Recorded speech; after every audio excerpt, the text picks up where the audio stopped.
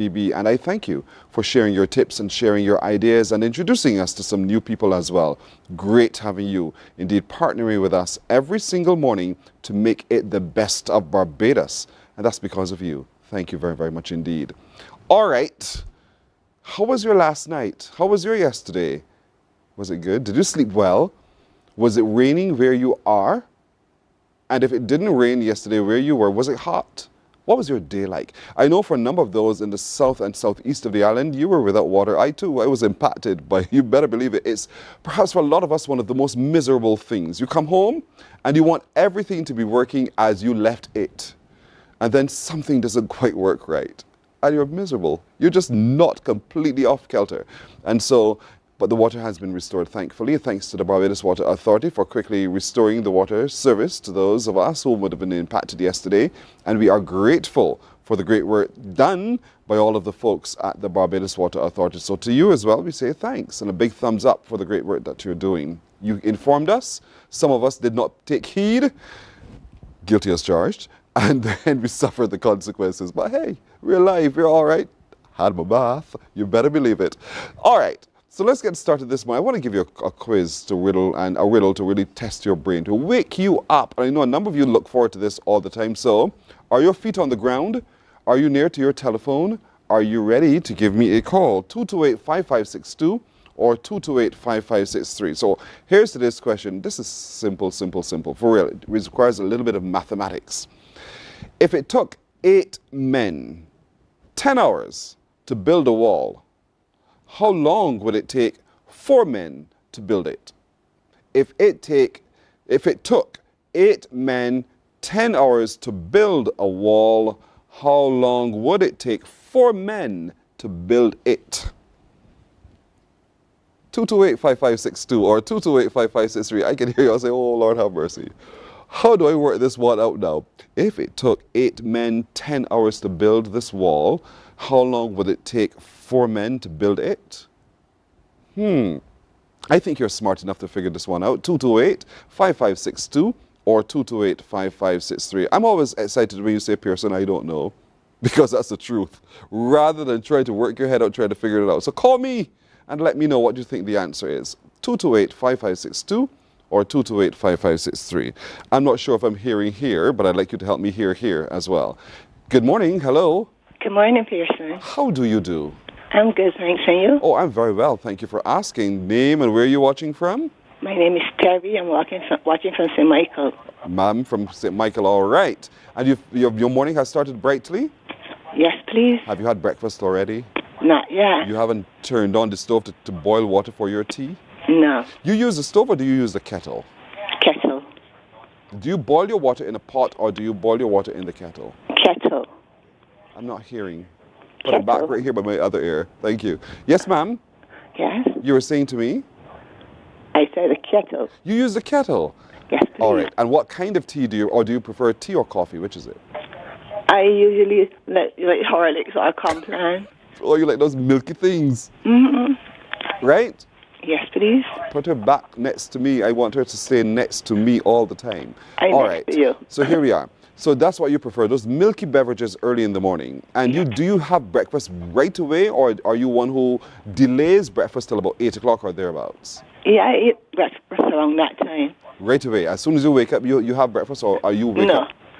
No, not as soon as I wake up. I don't understand you guys. I cannot do that. I cannot wake up, do something else, and then have breakfast. I have to wake up straight to the kitchen because breakfast must be had. You wake up hungry. Not what it says. It's breakfast, which is breaking the fast. So I would have fasted for quite a number of hours while asleep. Okay. And I was starving. Yes, I wake up hungry all the time. So that's not you? No. You don't wake up like that? Mm-mm. So does that mean that you have a meal before you go to bed? No, I eat dinner around about 6:30. Right. And before I go to bed, I drink a cup of tea. Mm-hmm. Yeah. Sounds like me. Uh-huh. So you don't wake up like me? I don't wake up like you. There's something's wrong with you. You sure it's me? I am sure it's... Why? Oh, you thought it's me? You think it's me? Mm-hmm. It's me? Yeah. So what do I need to do to fix me? What do you think? I don't know. I really don't know. What would you recommend? What would I recommend? Yes. What would you recommend? Get me wake up. Mm-hmm. But when I wake up, I do a couple of exercises in my bed. Oh, okay. Go ahead. Yeah. Then after that, I watch Mornin Barbados. Uh-huh. Get up and go and get breakfast after. So are you still in bed? No. Oh, good girl. Not at the moment. Just checking. All right. So do you think you know the answer to the riddle? Yes, please. What's the answer? It would take me no time at all because it's already built. Now, let me ask you the question again because this sounds like nonsense to me. Mm-hmm. If it took 8 men 10 hours to build a wall, how long would it take 4 men to build it? It took time. And you're telling me it wouldn't take any time for 4 men? Yeah, because you said 10 men are already built. No, I said 8 built it, took 10 hours to build it. Mm-hmm. I just want to know how long would it take 4 to build it? It is already built, so they don't have to build it. You even have the people here laughing at you here? Mm-hmm. Yes, they're laughing at you. You think that makes a lot of sense? Yeah. You really, really do? Mm-hmm. If the 8 men build it already, 4 men ain't going to build it again. That's a strange amount of logic you just put down there. You know that, right? Mm-hmm. Mm-hmm. You reached that point in your head? Yes, please. I'm impressed. You're actually right. I know. Yes, you're actually right. It was already built, so it wouldn't take them any time at all. No. Cheese or bread, as we say in Barbados. That's not fair. I wanted this to linger for a little while. Aw. Yes. You spoiled it for me again. So sorry. Are you really, really sorry, or you're glad you burst my bubble? Answer me. I'm kind of glad I burst it. I knew it. Thank you very much for playing along with me, okay? You're welcome. Have a great day. Take care. You too. Bye-bye. All right. But I'll have another question. You better believe it. You know me. I will have another one for you. All right, so what's coming up today? What do you know about the Genesis 41? What do you know about that? Serious as a judge. What do you know about that? And what does the story of Genesis chapter 41 teach you about human condition today? I'm pausing because I want you to really dwell on that for just a moment, because coming up this morning, we'll be meeting with the Church of Jesus Christ of Latter-day Saints. They're engaged or have been engaged in supporting the government of Barbados and other agencies in developing and setting up a logistics hub. But they're doing so much more in our community as well, as they're driven to make a difference in our community. They will join us to talk about that in just a little while. Now, The Man with a Vision on a Mission, The Awakening. Now, that's the title of a book written by a Barbadian man. I want to know from him why he wrote that book and what is this mission he's on. He'll join us in just a little while to share his story as well. There's a woman who's considered to be a social media nodal, not a model, a nodal, but she engages on many subjects that also engage a lot of women. Why? What's driving her to do so? She'll join me too to talk about that. And as we continue to gather in St. John, we want to share with you some of the stories of those who have their birthright planted right there in that southeastern parish. Parish of St. John. We'll talk to them a little bit more about and share with you the stories coming out of St. John as well. I'll take a break. I'm back in just a moment. Morning, morning, morning. Good morning. Good morning to you.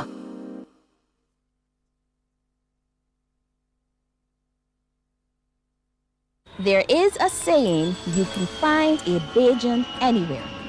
Are you a Bajan living abroad? Or do you know of one who has migrated to another country? Well, we at Mornin Barbados would love to have you or them on our Bajan Affair segment.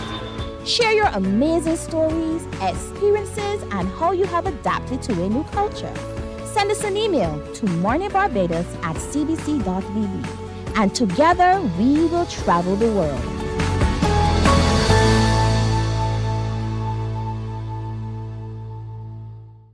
Some ask, what makes Barbados so special?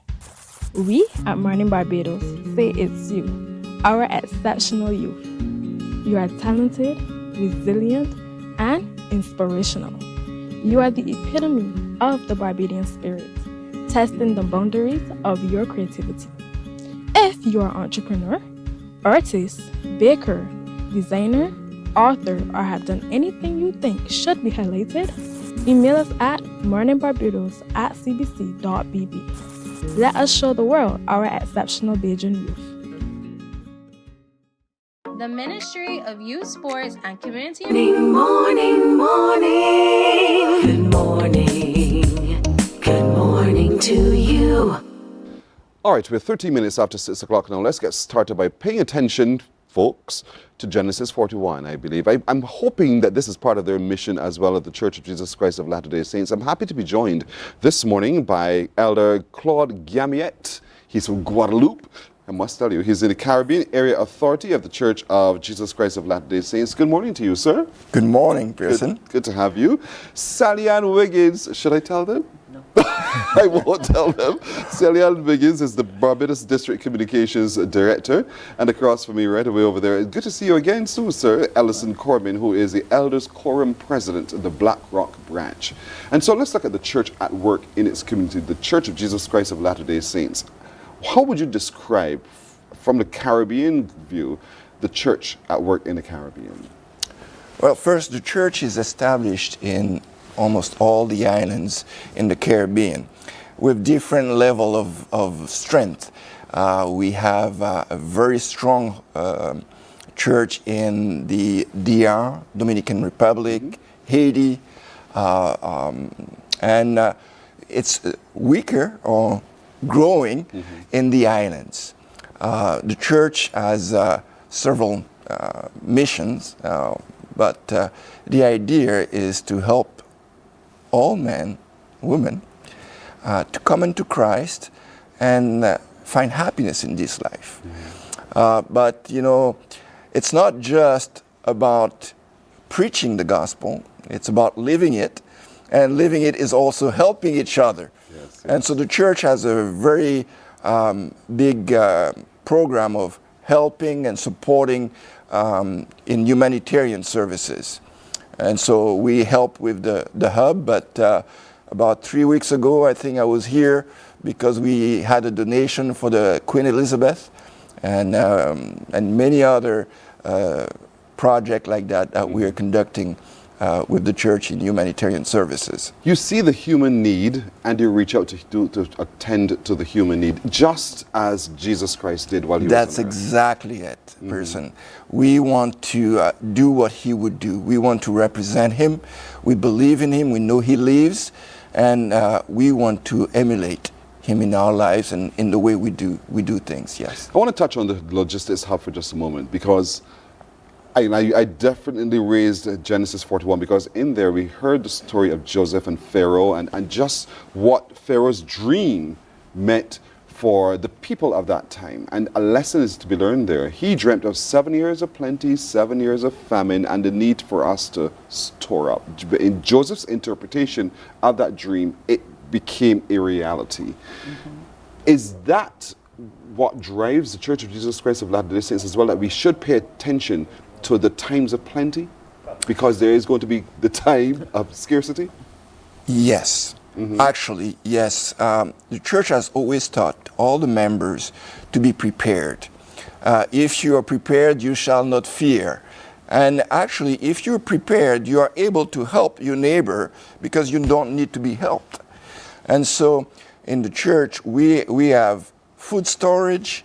We try to be self-reliant as much as possible. And so those are principles that we teach our members. Actually, President Corbin has a whole program that he's establishing in his branch about self-reliance. And so we have how to manage your personal finances, grow your business, find a better job. All those programs are run in the different branches so that the members and non-members that are welcome to come and participate can learn those principles and apply them. Because in this life, it's not just, let's say it differently, everything is spiritual. Yes. Even the fact that you provide for your family, it's spiritual. And we engage in the spiritual warfare at the same time as well. Yes. Your name was called Mr. President. So talk to me a little bit about this program that you're engaged with at your branch. Well, it is self-reliant, and as the elder mentioned, that the church have always promoted self-reliant, preparedness. From the time I joined the church, that's one of the first things I learned, to be prepared. And you mentioned Genesis 41. Now, the program that we are looking at, it involves teaching people, not only members, but anyone who is interested, to come and be taught and learn how to be self-reliant, basically, in more things than one. For example, jobs. And you may say, I have a job, so why do I need to come? But you can get a better job. And that's the key. You see, most people don't realize their potential. So we're hoping that we can generate interest in people to realize what their potential really is. We never really know what our potential is until we try. I want to step in there for a second, because we settle for what we are. And I keep thinking again of Jesus walking the shores and seeing fishermen who were doing well in their trade, settling for just that alone. But he says, no, there's much more that you can do, much more that you can achieve, because I want you to be fishers of men, not just fishers of fish. And so I see how it connects immediately with what we learned in the Bible and how it's being practiced through the work going on in what you're doing there. So, well done. See, we are a restored church to the old church of Christ. People don't really know, I don't think everyone knows what we really stands for. We've been asked to use the word, the name of the church, the correct name, the Church of Jesus Christ of Latter-day Saints, rather than the nickname or common name, because we are Christ Church. We've been restored, and with the restoration.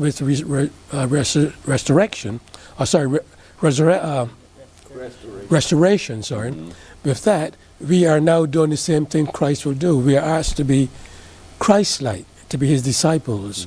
And as members, that's what we strive to do, to be his disciples. So we put in place the things that he's taught us way back then.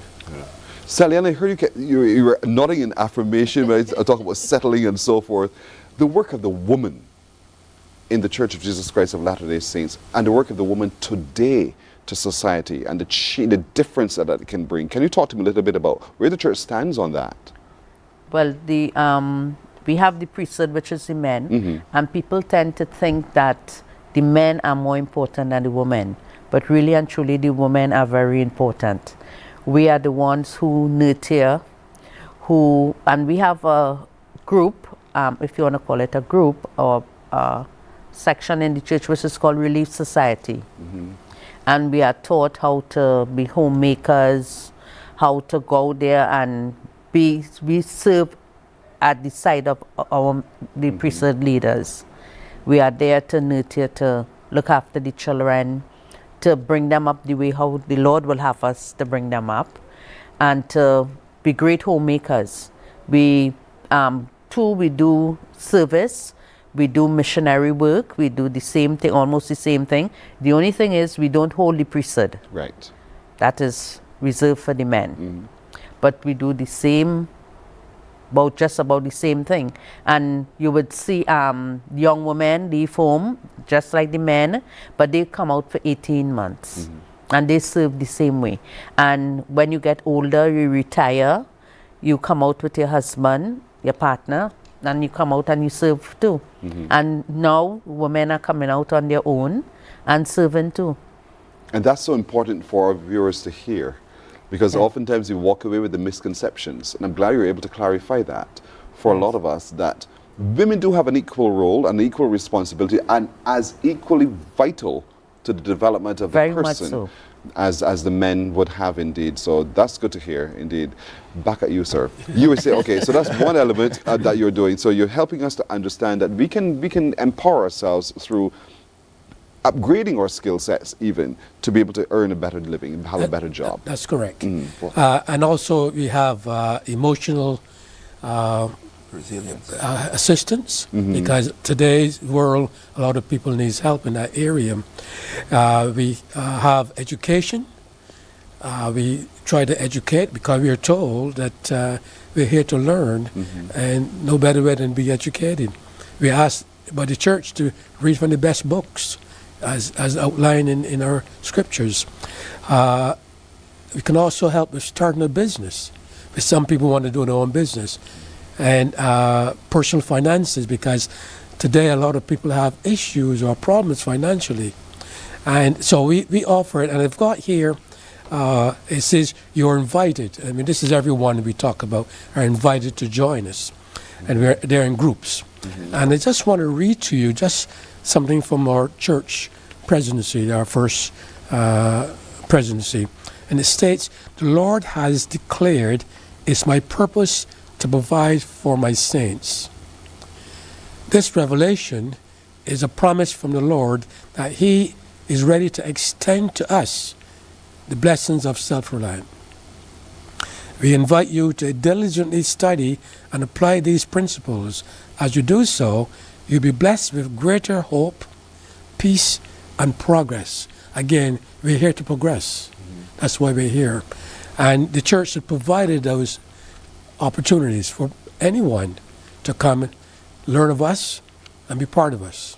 So why sit and be miserable, folks? Seriously, to those of you at home, you know, sometimes we become so miserable in our human condition at the moment.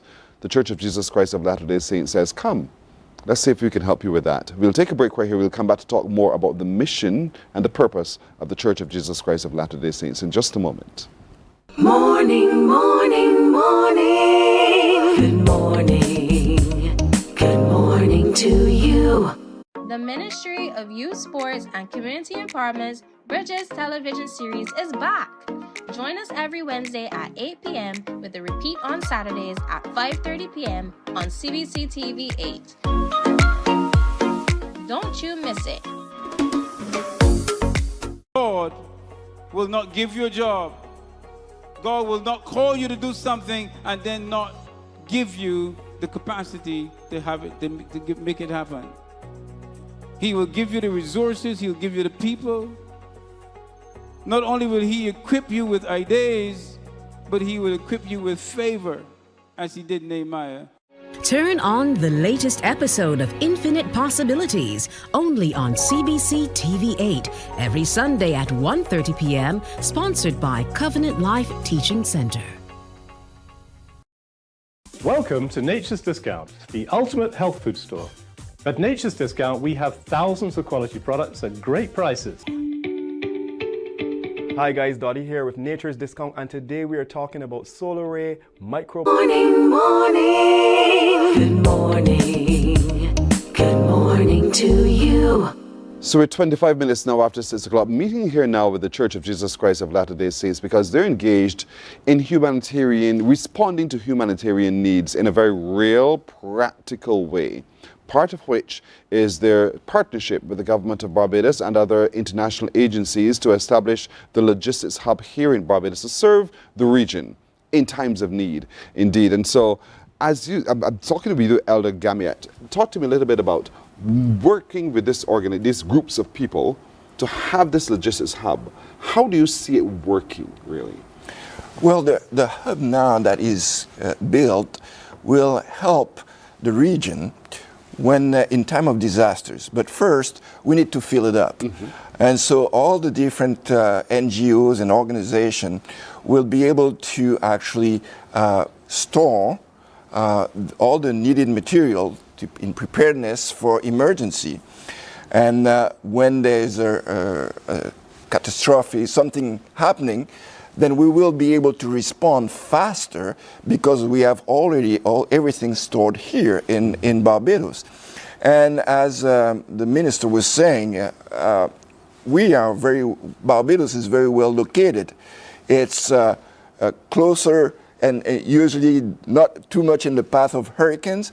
And so it will be a key location to be able to help the different countries around.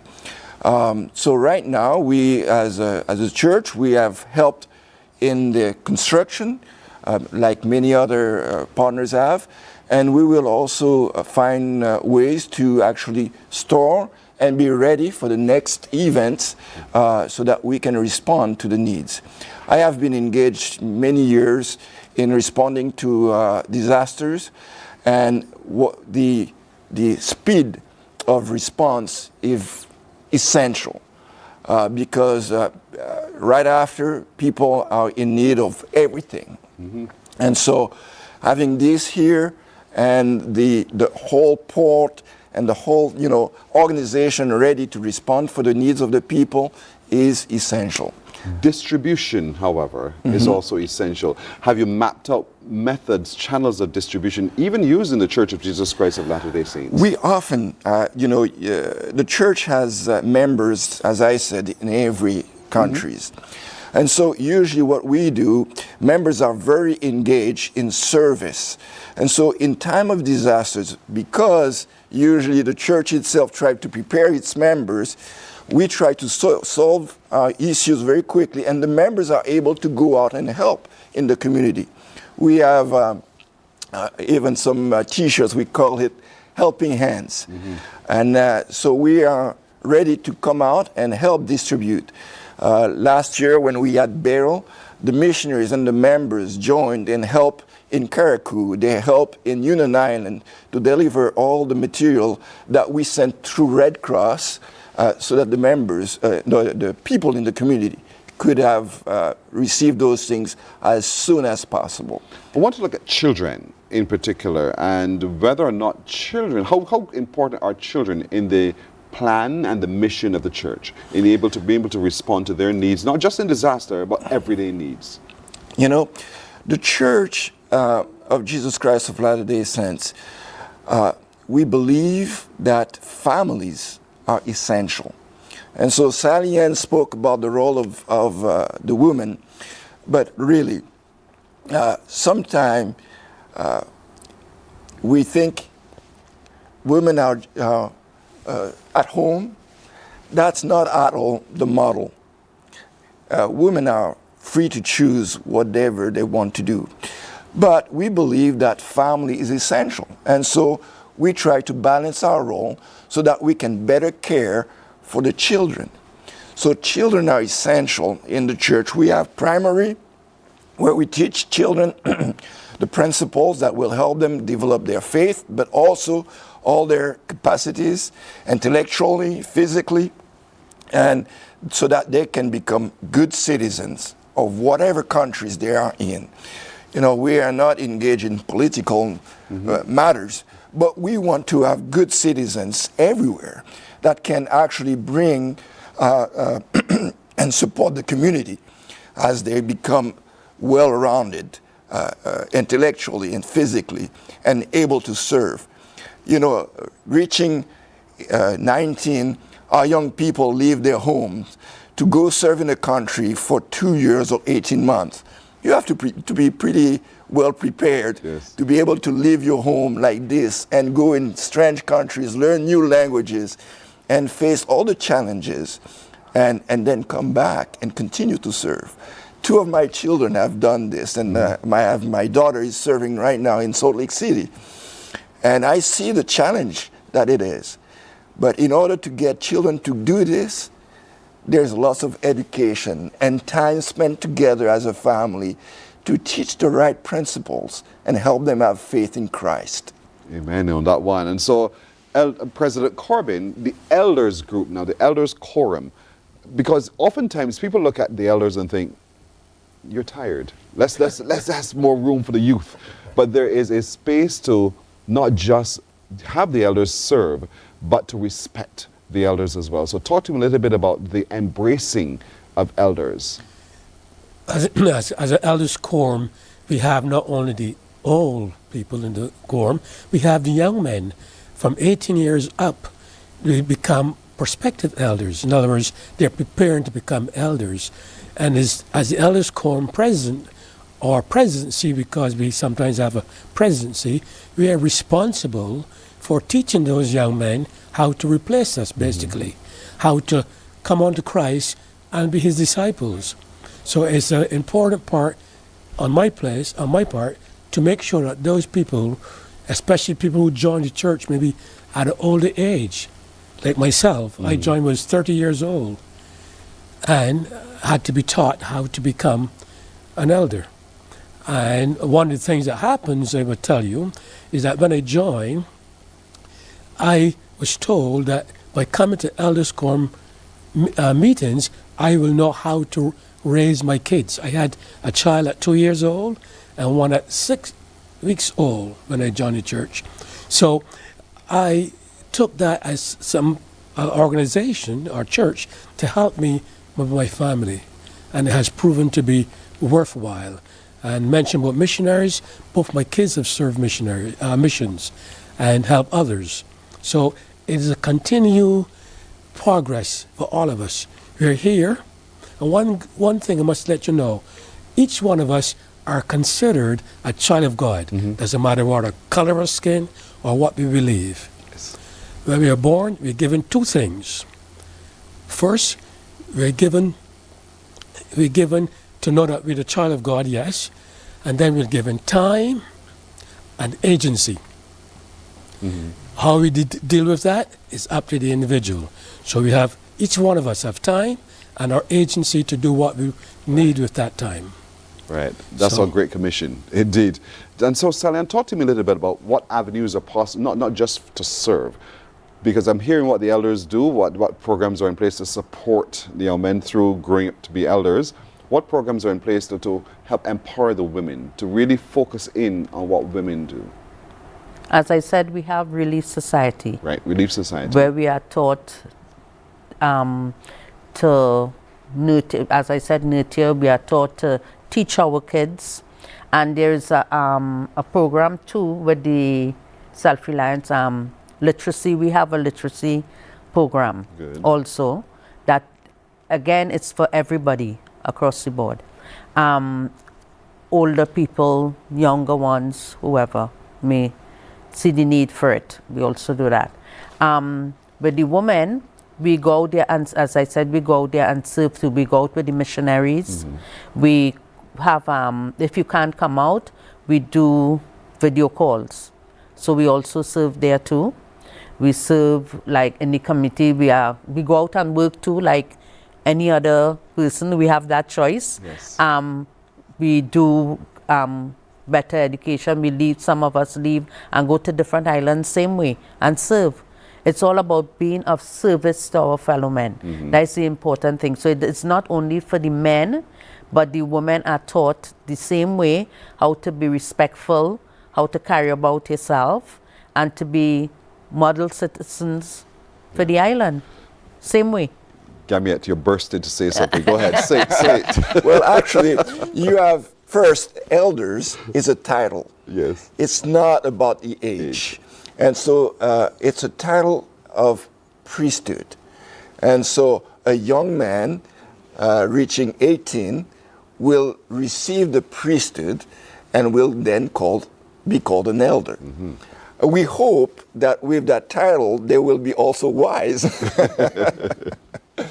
But priesthood and Relief Society work together for the family. And so the same programs that we have in priesthood are also in Relief Society. And so they coordinate effort together to help families.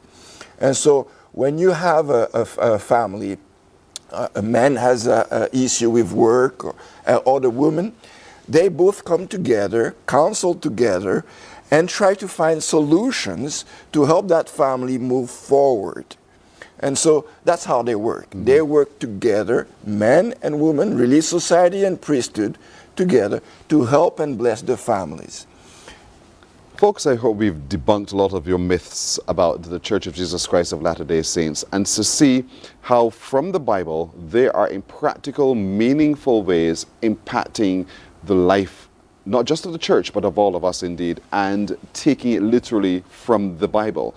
And so I really want to thank all of you. You've really settled my spirit on a whole host of things that, I'm sure for our audience as well, the myths and the misconceptions. And it's good to know that you are truly at work in our community in meaningful ways. To each of you, I say thanks. Thank you. To you, Elder Claude Gamiette, for the Caribbean Area Authority of the Church of Jesus Christ of Latter-day Saints, Sally Ann Wiggins, the Barbados District Communications Director, and the Elders Quorum President, the Black Rock Branch in Ellison Corbin. Thank you very, very much indeed. And continue doing the phenomenal work you do in our community. Thank you. You're welcome. We're back in just a moment. Morning, morning, morning. Good morning. Good morning to you. Welcome to Nature's Discount, the ultimate health food store. At Nature's Discount, we have thousands of quality products at great prices. Hi guys, Dottie here with Nature's Discount, and today we are talking about solar ray, microbiome, probiotics, and why you should be taking them.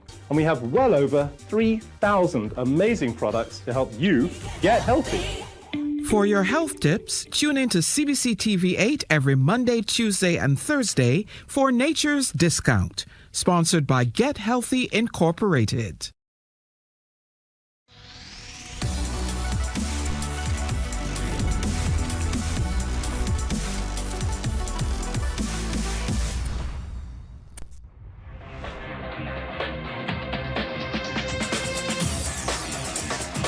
Week after week, Scold presents exciting reports and documentaries on the most varied topics of our time.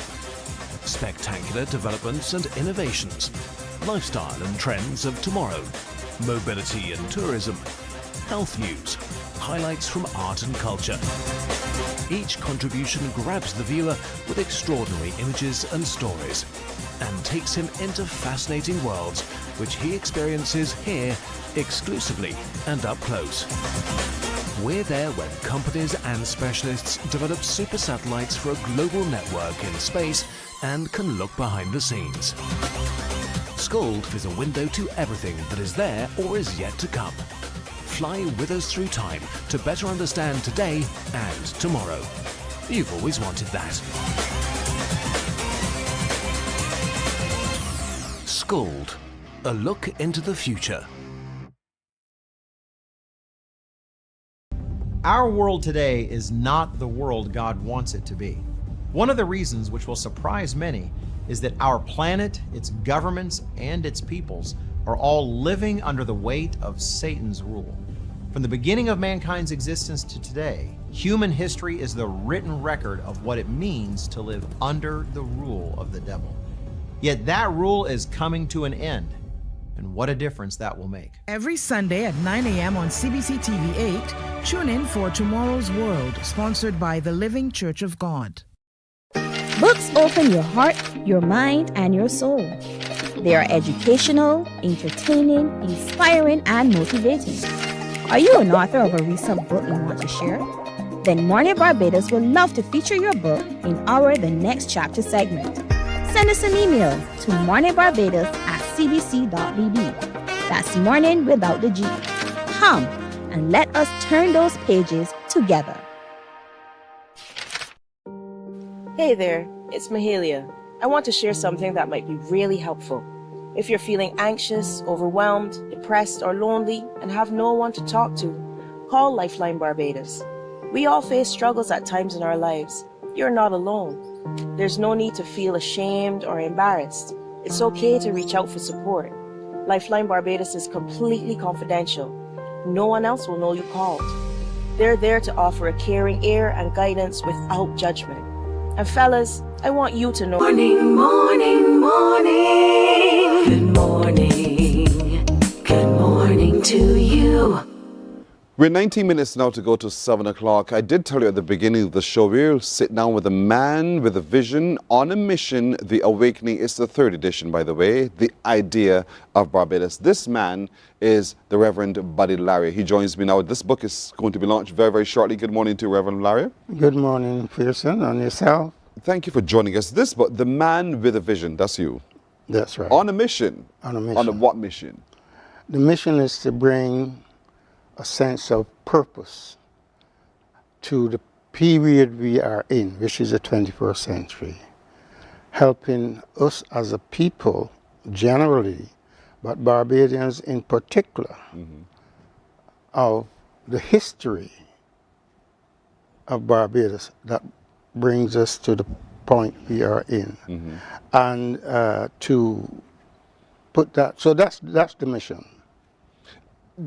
The history starts with the idea of who we are. And so someone had to define, so to have to say, okay, these are going to be called Barbadians, and this is what this society will mean. Talk to me about what this book talks about, the idea of Barbados. The idea of Barbados was coined by Prime Minister of St. Vincent St. and the Vincent Grenadines. and the Yes. Grenadines. When he, in doing his studies, he studied Barbados, and he came up with the idea that Barbados is more than an island, more than a community. So that fascinates me, right? Last Tuesday, you had 2 guests on your show. Ambassador David Commerson, and he produced a book. And you also had Tony Alton. And he gives some information, and part of what he said helped me put into perspective what my mission is all about. And this is what he said. He said that the principle of life contains 4 elements. 1. And 4 L's. 1. Life. Live. Live. Right. Yes, life to live. Life to love. To love, yes. Life to learn. To learn, yes. And life to leave a legacy. Every person who comes into the world have these 4 core bases. Core basis, yes. And if we respect that, you will then love your neighbor, because you have no more right or no better duty to the world than those 4 core principles. Right. So the idea of Barbados, you believe, is also founded on some of those core principles. Yes, very much so. And so this book captures that idea of Barbados, or it tries to capture as best it possibly can. In terms of finding out those things that would have influenced the idea of Barbados, how did you go about getting the information? Well, it came in a vision. And if you go to page 31 of the book and read the vision. You said in May 1977, while living in England, a Barbadian had an epiphany, a spiritual awakening with a vision and a mission for the 21st century. Aspects of the visions are as follows. 1. A vivid picture of the new political economic order for the 21st century based on truth, justice, peace, healing, and reconciliation. 2.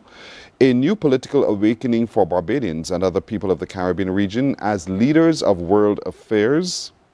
3. A commission to unite my family as a single unit, and that so doing would lead towards the unity of the global African family. And 4thly, the acquisition of economic power by black people. And lastly, the end of apartheid in South Africa and the global oppression of white supremacy or racism. This is what the vision has been. That's right. 5 key points, but obviously there's more. Yes. And we are at a period now to prepare ourselves for more. And you just had a group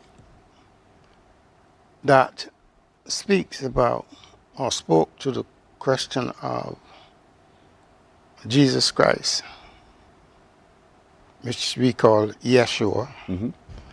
And they make reference to the period that we're in or going into, which is the hurricane season and what that is all about.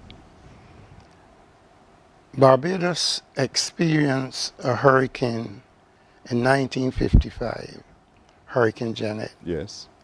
That was where me and my family started to become public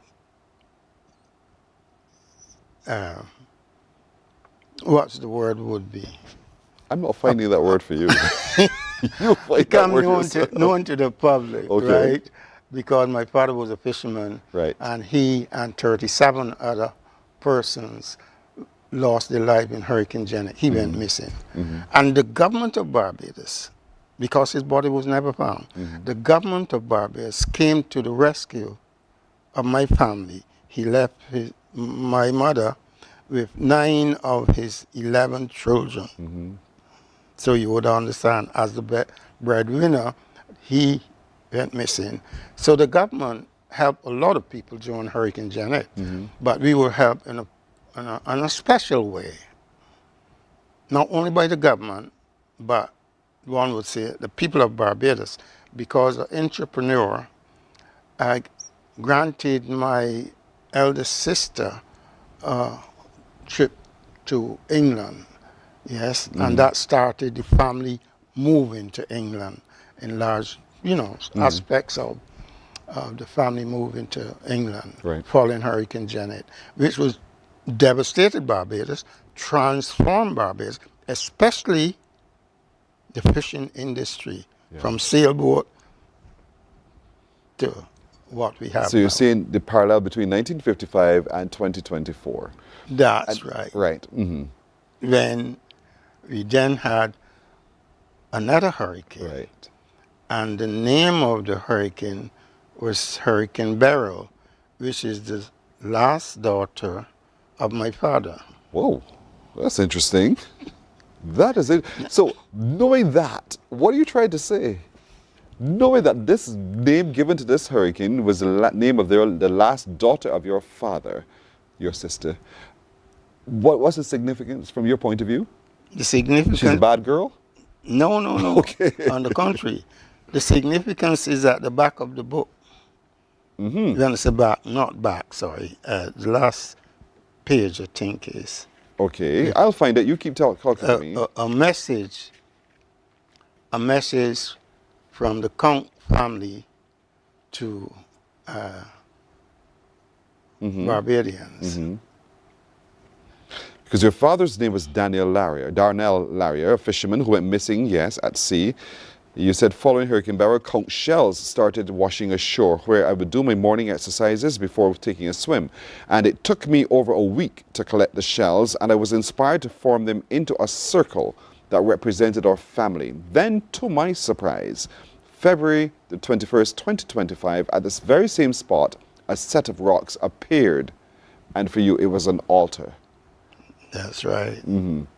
So somehow there was a retelling, there was a coming back, there was a reminder of you of my father, my sister, who only came to terms with the death of her father 43 years after his death. Wow. So there's a lot. There's a lot. There's a lot. All right, I'll take a break here. I'm going to come back and continue talking to you a little bit more about this, because having reached that point now, I really want to find out how we begin now to write our names on history's page. That's right. We're coming right back in just a moment. Morning, morning, morning. Good morning. Good morning to you. Some ask, what makes Barbados so special? We at Mornin Barbados say it's you, our exceptional youth. You are talented, resilient, and inspirational. You are the epitome of the Barbadian spirit, testing the boundaries of your creativity. If you are an entrepreneur, artist, baker, designer, author, or have done anything you think should be highlighted, email us at morninbarbados@cbc.bb. Let us show the world our exceptional Bajan youth. The Ministry of Youth, Sports, and Community Empowerment's Bridges television series is back. Join us every Wednesday at 8 p.m. with a repeat on Saturdays at 5:30 p.m. on CBC TV 8. Don't you miss it. God will not give you a job. God will not call you to do something and then not give you the capacity to have it, to make it happen. He will give you the resources. Morning, morning, morning. Good morning. Good morning to you. We have 7.5 minutes to go to 7 o'clock. I'm talking to the Reverend Buddy Laria because he's produced a book called The Man with a Vision on a Mission, The Awakening. It's the third edition, looking at the idea of Barbados without prejudice, pardon, or apology. And in the storytelling, we talked about the significance of the hurricane of 1955 and the hurricane of 2024. The word of Beryl being the name of his father's last daughter, the altar that suddenly appeared just last year or earlier this year with a group of conch shells on the beach, a place where they always went in search of conch shells, and suddenly there was an altar. And so the Reverend Buddy Laria thinks all of that is significant. But I think for me, Buddy Laria, in reading the book, you're also sharing how Barbados as a society was formed and its significance as well. And then it is now important for all of us, the generations hereafter, to be able to, on that legacy, continue writing our names on history's page. In documenting that part of it and telling those stories through those other pages, talk to me a little bit about what it means to you to be able to write your name on history's page. Well, put it into context. This month marks or is acknowledged at Mental Health Month. 1949, I think, is when it was established. Now, mental health, as Tony Alton said last week, is fundamental to all that we can imagine. Because from the time you're born, you started recording subconsciously in your mind, and at some point that revealed. Now, I didn't know or took interest in much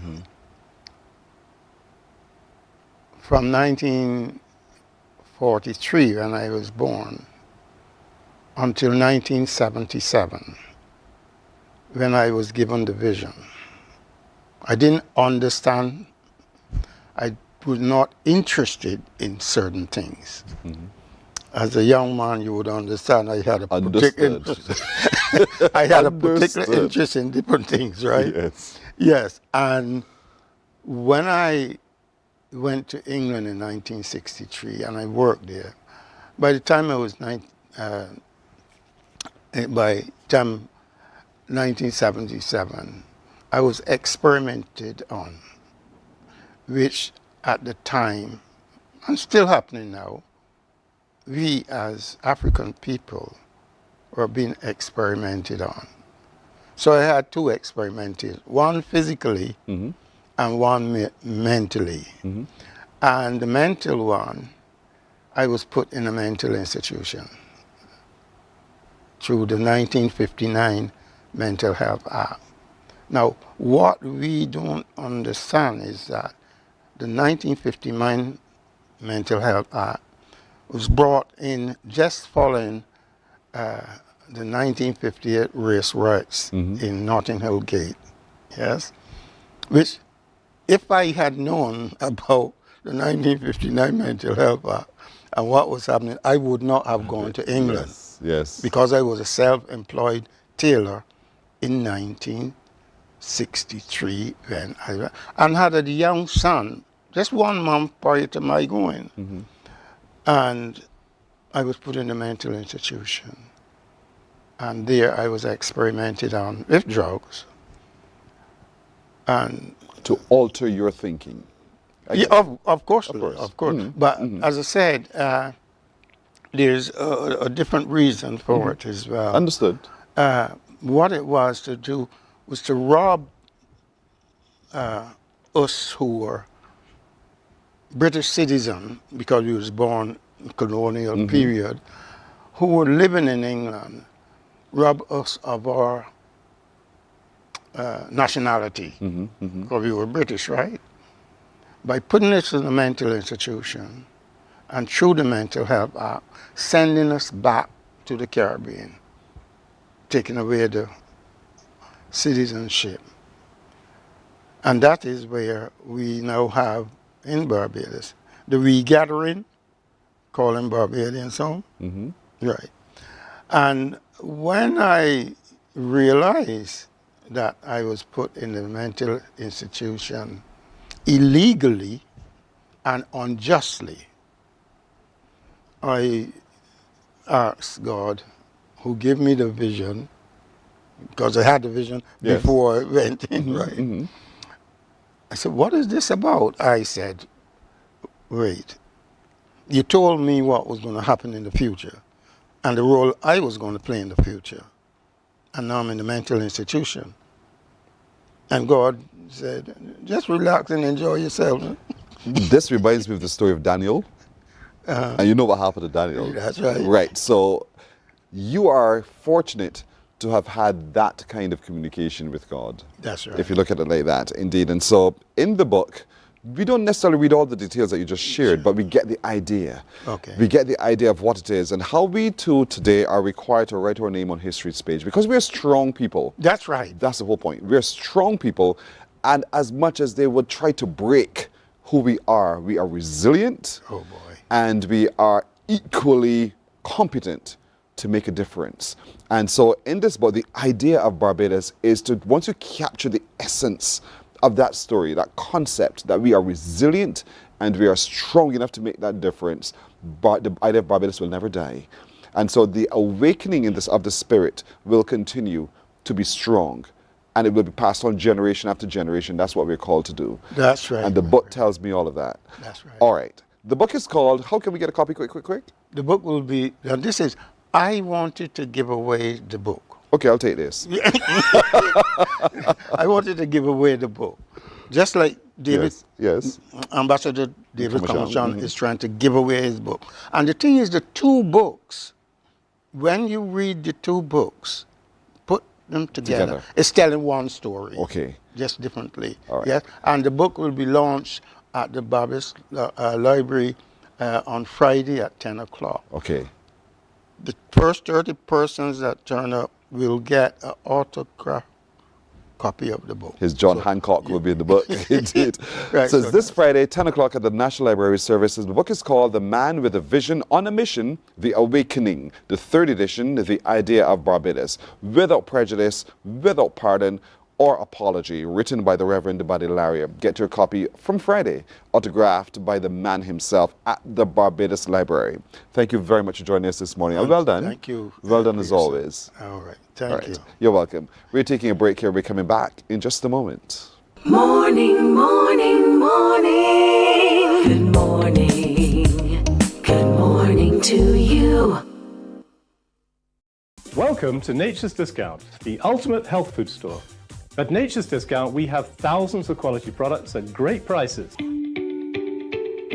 Hi guys, Dottie here with Nature's Discount, and today we are talking about Solar Ray, microbiome, probiotics, and why you should be taking them. And we have well over 3,000 amazing products to help you get healthy. For your health tips, tune in to CBC TV 8 every Monday, Tuesday, and Thursday for Nature's Discount, sponsored by Get Healthy Incorporated.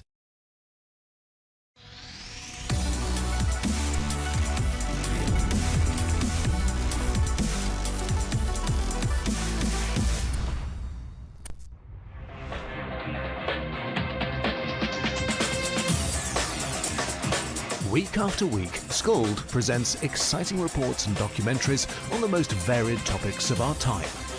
Spectacular developments and innovations. Morning, morning, morning. Good morning. Good morning to you. Let's take a look at some news now. Barbados as a jurisdiction continues to compete with others on the global market.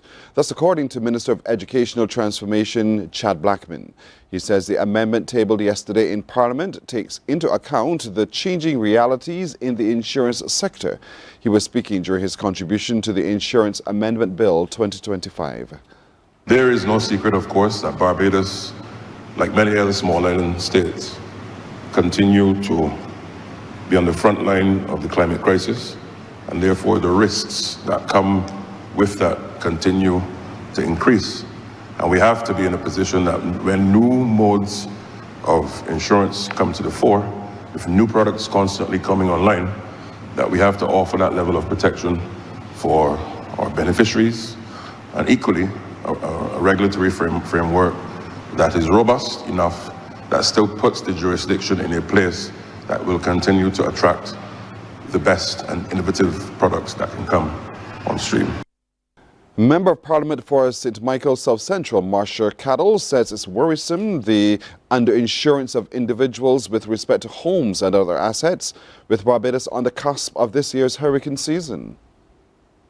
The state, the country, the government has pledged to make sure that no Barbadian is left, or no resident of Barbados is left out in the cold in circumstances where an event has happened, has taken place, that could not be helped or could not be controlled. But as the Honourable Member for Christchurch East Central alluded to, there is also a role for each of us to play in shoring up the homes that we have in advance, but also in having access to adequate insurance. Opposition leader Ralph Thorne says the amendment to the legislation puts heavy responsibility on the Financial Services Commission. He says there is no monitoring structure in place and opens the FSC to civil liability, and it is not going to be easy to trace the assets and liabilities of a company. Mr. Thorne questions how the FSC is to monitor or trace the activities and viability of the company. One wonders if the legislation should not be a little stricter in relation to the monitoring of an insurance company as to its financial viability. It mandates as well, I read it again, subsection 2, that an insurer shall maintain capital, liquidity and assets, including the custody of assets, in accordance with the requirements determined by the Commission. Well, a daring daylight robbery on Mother's Day has seen the accused gain a place at Dodds for the next 3 months. Albert Nathaniel White, 44 years old, and his wife Sophia White, 33, both of First Avenue, Weeksland, Goodland, St. Michael, have been jointly charged with laundering $59,160.30 on the 11th of May and $150 between the 11th and 17th of May. Albert has been separately charged with robbing John Merritt of $989,741.60 belonging to Thanese Investments, endangering the lives of Merritt and Rash Oliver, the use of a firearm, driving an unregistered motor vehicle, the use of fraudulent number plates, no insurance, and laundering $900, all May the 11th. Laundering $720 between the 11th and 12th of May, and laundering $280.89 on the 12th of May. Meanwhile, his wife Sophia has been charged by herself with handling stolen property in the sum of $60,410.69, laundering $608 on the 11th of May, laundering $200 on the 12th, and laundering $520.39 between the 11th and 14th of May. Both appeared before Magistrate Manila Rene, where they were not required to plead to the offences and have been remanded to reappear in court on the 19th of August.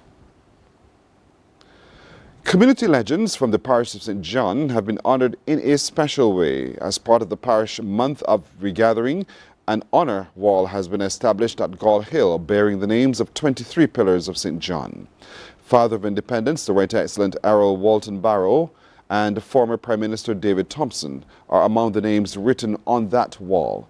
That wall was unveiled during a special ceremony. Anesta Henry tells you more. It is hoped that the honor wall at Gall Hill St. John will serve as a form of inspiration for the youth of that parish. Member of Parliament and Minister of Youth, Sports and Community Empowerment Charles Griffith says it is important for young people to look at the wall and ask about the lives of the people whose names are written on it. Why? Because I dare say that none of the individuals whose name you will see this evening set out in life for their name to be on a wall in St. John. It was about service. It was about doing the skills that they would have acquired from the father and just amplifying it to a stage where it impacted the lives of so many people in this country, and in particular in St. John. Minister Griffith says the wall is his signature action in the constituency. He has served as Member of Parliament for the past 7 years. Roads will continue to be sorted, the infrastructure will continue to develop, and St. John will continue to rise. But this, for me, is important. And I want for all of us to treat this and to look out for what is happening on this wall. And Minister in the Office of the Prime Minister with responsibility for culture, Senator Dr. Chantel Morrow-Knight, also agrees that the names of the men and women on the wall represents people who are overcomers and achievers. But it also as well says to our young people that you don't have to be born in a particular setting to be able to achieve. That you can walk bare feet. That you can come from homes that don't have much, and that you can aspire to achieve and to be recognized. The pillars of St. John, whose names are written on the wall, includes nation builders, education pioneers, healthcare practitioners, sportsmen and women, and Justice Barbara Cook-Allen from the judiciary. Several of these individuals have died. Onesta Henry, CBC News. Let's look at sports now. West Indies head coach Darren Sammy says the upcoming one-day international series against England is a crucial one as the regional side seeks to gain points for automatic qualification for the 2027 ICC Men's World Cup. Now, going into the England series, Coach Sammy says the Windies have to improve on their away record in order to achieve consistency. You know, every international team posts different type of challenges. For us is to continue to believe, continue to work, and we are putting in the work. And we hold the trophy from winning the series at home, and we're trying to better our away record, you know, and we have a team capable of doing that. Well, the West Indies will take on England in the first of 3 ODIs tomorrow at Edgbaston. Rain is threatening, however, to affect the series opener. That's news until now. We'll have more news coming up at 12 noon on CBC TV8. Morning Barbados takes a break. We'll be back in a moment. Morning, morning, morning. Good morning. Good morning to you.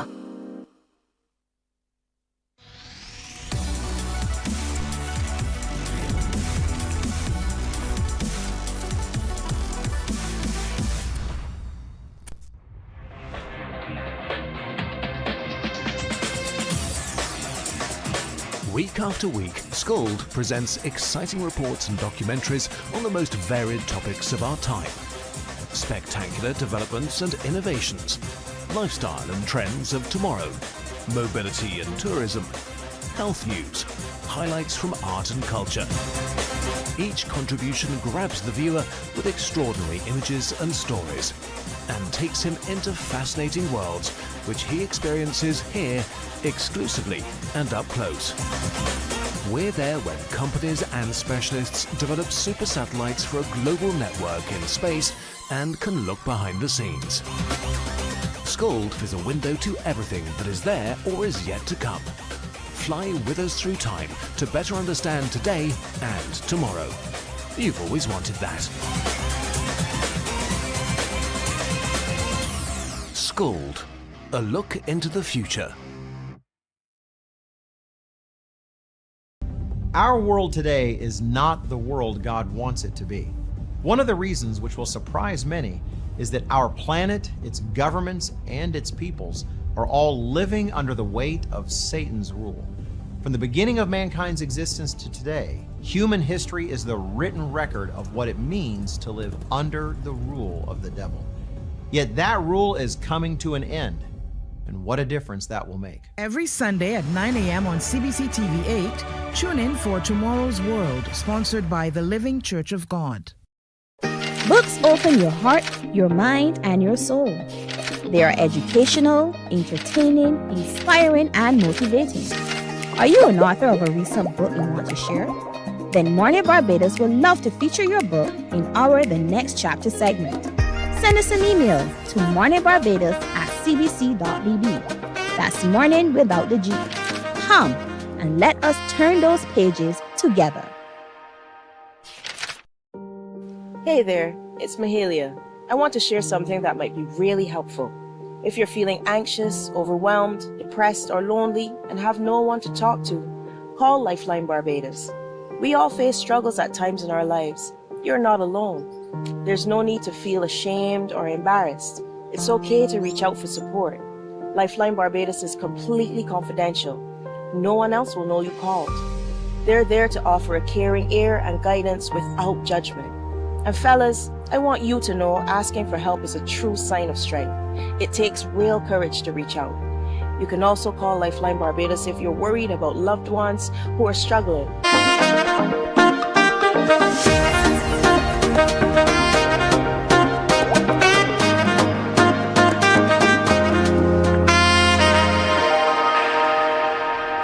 We're 13 and a half minutes now after 7 o'clock. Our next guest lives her life the way she lives her life, in her own way. She has done so much, and she continues to do so much, and she's smiling. Let me introduce you to Karen Arthur. Karen, good morning to you. Good morning, Pearson. How are you? I'm doing well. How do you do? I am doing fine. The sun is shining in the UK, and yeah, I'm happy to be here. Thanks for having me. Now, you laughed when I described you the way I did. Why did you do that? Is it not true? Oh my goodness. It's true. Yes, it is true. I guess I laughed because I'm amused and thrilled about the way my life seems to be turning out, and it's not in any way how I imagined it so many years ago. So yeah, I laugh because I'm happy to be here too. I'm generally an optimistic person. So let's talk about that. You had one path. What was that path before it switched to what it is now? Gosh, well, when I was young, I loved dancing. And when I discovered I could actually study dance, I did so. I did a performing arts degree, and then I moved straight into teaching. I found that I was really good at teaching. So I taught for 28 years. I taught dance, I taught drama, and then I moved across to being a pastoral leader. So I was the head of house. I ended up as a head of house in a boys' school right up until 2015 when I gave it all up. So yeah, teaching. I thought teaching was my path, and I thought I'd do that forever and then retire and then wait for my grandkids to come along. But for somehow something happened along the way that caused your trajectory to change somewhat. What was it that created that fork in the road for you? Well, it's actually a really sad story because I was diagnosed with anxiety and depression, and I was moving into menopause. And I didn't realize that menopause and anxiety and depression could be related. So I felt really alone, and I thought it was my job that was causing, the problems and the stress. But actually it was much more to do with what was going on in my life. I had split from my partner years before. I had focused myself on looking after my two daughters, making sure that I kept my job. And it all came to a head, basically. So I ended up leaving. And for a while, I spent a lot of time, I turned the gaze on myself. Lots of women grow up and we spend a lot of time giving to other people. And it became a point for me where I was able to go, you know what, I need to look after me. So I started to do that. Did that feel selfish? Not at all. Not at all. I felt guilty for a while, but honestly, Pearson, I didn't have any choice. I left behind a career that I never thought I'd leave. My status was tied up in, my worth was tied up in my status. I was proud of being head of house. I was very good at my job. I was so good at my job. So I'd never imagined life beyond that, but it got to a point where I couldn't leave my home. I dressed in dark clothes. As you can see, I like bright colours. Yes. But at that time, I didn't want to see anybody. I screened calls. I didn't tell anybody what was going on because I also felt like I was a failure, And so it got to the point where I didn't have any choice, and I started to do things like I moved into more movement. I learned to meditate. I learned to journal.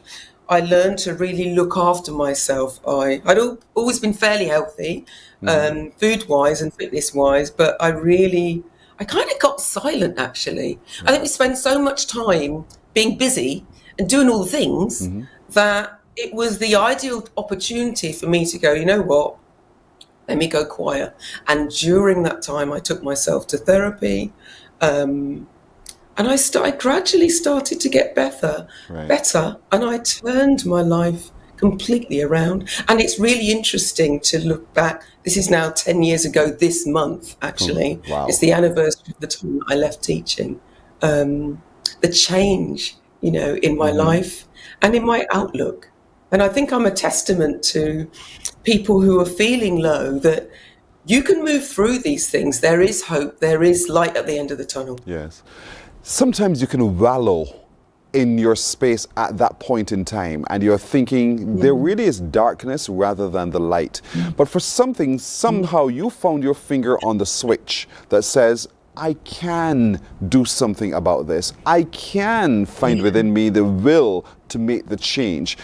Was that influenced solely by you, or were other external influences that caused you to find your finger on the switch to turn that light on?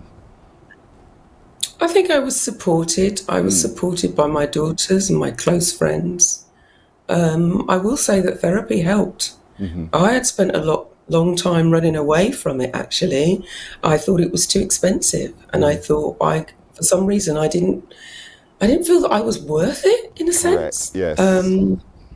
And I suppose I got to the point where the support and the love of my family, the support and the love of people around me, being able to go really quiet and listen to what I really wanted. And I made a decision, and the decision was this. If I'm going to stay alive for the next 30, 40, 50 years, I'm going to curate a life that I love, and I'm only going to go to doing things that I love doing. And so teaching had to go. Wow, you're beginning to sound like me. Honestly, you are. But what I find interesting is out of that silence, you just can't stop talking now. You're talking. And so you cheeky so-and-so. How very dare you? It's true. But it's true. But it's true because I feel passionate about what I do. I feel passionate about giving people the courage and the strength and the inspiration to move forward. Yes, there are dark times. And if you look at the world now, we're living in some terrible times. But there's always joy. There's always joy. There's always something that you can seek, whether it's, I don't know, the sun coming through the window or a child's laughter or wearing bright clothes. I founded a movement called Wear You're Happy, which is about the links between wearing clothes to lift your mood, dress for the mood that you want to be in. And I always am conscious about what I wear, whether it's bright colours, whether it's clothing that was given to me. You can't see it, but I'm wearing a skirt that belonged to my late Aunt Monica, Arthur. These are things that bring me closer to the people I love. So, yeah. But you're using your voice, you're using your experience, you're using your full capacity to talk. You have a series called Can We Talk? I just love the title, Can We Talk? And I kept thinking of what's the young man's name again? It's just gone from Can We Talk for a Minute? I love that you're singing. No. Yes, and it's gone out of my head. The name has gone from my head right now as well. But and so you're now providing a forum, a space, and you're inviting people to share with you. What do you talk about on that platform, Can We Talk? Well, Can We Talk is Tevin Campbell. Sorry, Tevin Campbell is his name. There you go. Good. I'm glad we're back. Back in the room, guys. Tevin Campbell. Right. I should have had it as background music when I came in. So Can We Talk is a radio show that is on a platform called Gold Dust Radio, which was founded by the wonderful Dino Jones in the UK. And it is basically a platform for Black origin music, and also for people to share their stories. Can we talk? Was basically an idea. You know what? I never saw myself as a radio host. I have a podcast called Menopause Whilst Black. We can maybe talk about that later, but I've had that for 4 years. But Dino saw me on a BBC News segment talking about my menopause journey and my depression. And he contacted me and said, do you want to be a radio host? And I resisted. I resisted for 5 months. I thought, I don't know what I'm going to talk about. And then I realized that I love the conversations. So in Can We Talk, I interview Black creatives. I talk to artists. I talk to singers. I talk to dancers. I talk to people about their career trajectory. And the reason I do that is because when we go to school, we're taught that we have to get our exams, go to university, get a job, die. I'm sorry to put it so, like that. But often young people could be forgiven for assuming that our lives just go in one direction. But you will know that our lives do that. You know, they go all over the place. And I think I love the stories that creatives offer is around you follow what you love. You know, follow what your talent is, follow where people are supporting you. And even if you are doing other jobs in between, if you're following the right path and they align, then sooner or later you will get to a level of success. And I don't mean monetary success. I mean success that makes you feel good about what you're giving out into the world. But yeah, I love to chat. And so far, so good. We have something like coming up for 40 episodes. It's on every 2 weeks. And I love those chats, you know. There are so many stories out there. But I'm going to take a break here, Karen. But you know, when I come back, I want to tell you folks about what I think is Karen's greatest passion. Stick around, I'll tell you in just a moment. Back in a moment.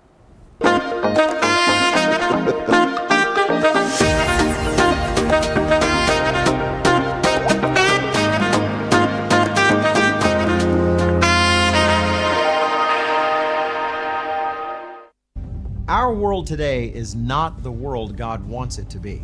One of the reasons which will surprise many is that our planet, its governments, and its peoples are all living under the weight of Satan's rule.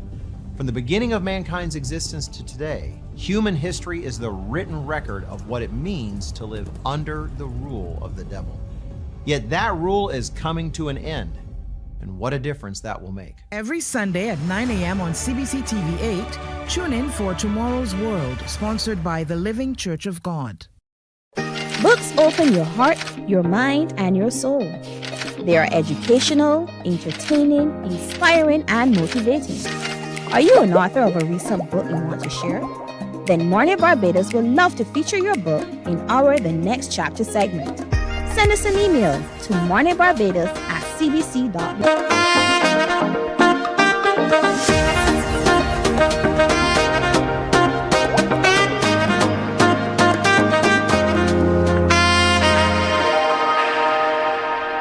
So can we talk? We're talking to Karen Arthur. She is everything that means everything to women indeed. She writes, she modeled, she creates, she has her own online and on radio show. She is just a super woman indeed. But I think her greatest passion is being a grandmother. Would I be right, Karen? Would I be right? Yeah, you could be. Yeah, that's my absolute joy. Yes, I'm telling you. I agree. I heard once from someone who said if they had known that being a grandparent was so much fun, they would have skipped the parenting portion just to go straight to the grandchildren. Would you hold that same view? Yeah, I do. It feels like a secret club. No one tells you. It's one thing to love your children. Of course, I love my children. Yes. It's another thing to love, your partner or, your parents. But being a grandparent unlocks a special kind of love, and it's very difficult to describe to people who aren't grandparents. So, it's great, and you get to give them back. The greatest part of all. Indeed. So much so that you've written a book, a children's book called Grandma's Locks. What's that book about, and why did you write that book? Aha, here it comes, here it comes. There it is. Here she is. Yes. So, Grandma's Locks is a book written by me and illustrated by the wonderful Camilla Rue. The illustrations are absolutely incredible. And it started as a poem. So, my grandson, Kiko, was born in October 2019.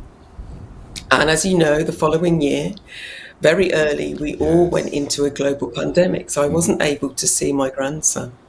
And I remember feeling so full of love. I mean, this is going to sound very mushy, but bear with me. So full of love for him that I wrote a poem. My grandson's is mixed race. So his father is white and his mother obviously is my daughter, and we have Bayesian heritage. And so I wrote this poem because I wanted him to be proud of his heritages, and I wanted him to be proud of where he is and where he's from. And so it's called Grandma's Locks because it's about him and me, his hair and my hair. And it's a wonderful romp, colourful romp through the kinds of activities we do together, whether it's dancing, whether it's playing, and also about hair, about, you know, celebrating our hair. You know, in the Caribbean, we have images of hair. We have, and we've been changing somewhat now into accepting the way we carry our hair, the pride with which we groom our hair and groom ourselves. How important is that message, you think it is, for people to hear about how we accept people who choose to wear their hair the way they choose to wear their hair? Absolutely. I think it's particularly important for Black folks. We all know the history of how our hair has been policed throughout the ages from enslaved times onwards. There are people who are told that they can't wear, you know, their hair in locks, or they can't wear their hair in a certain way because it's unprofessional. Fancy telling someone that they can't wear their hair the way it grows out of their head.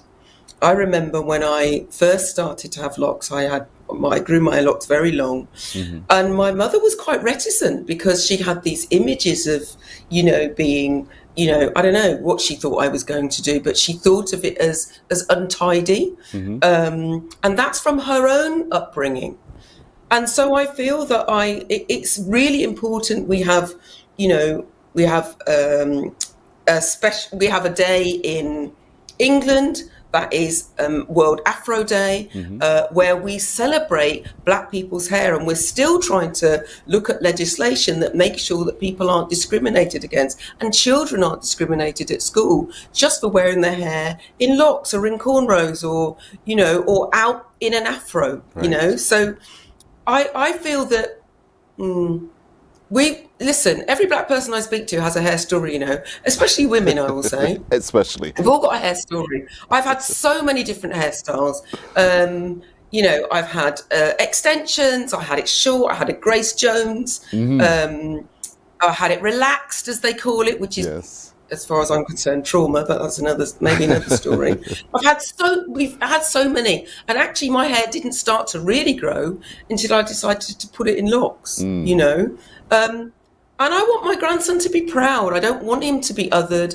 I don't want him to feel that he has to, you know, wear a hat or just turn up anywhere, anything less than the incredible human he is. And I think all of us need to be proud, not just of our heritage and where we come from, but the way that we show up in the world. And that obviously includes our hair.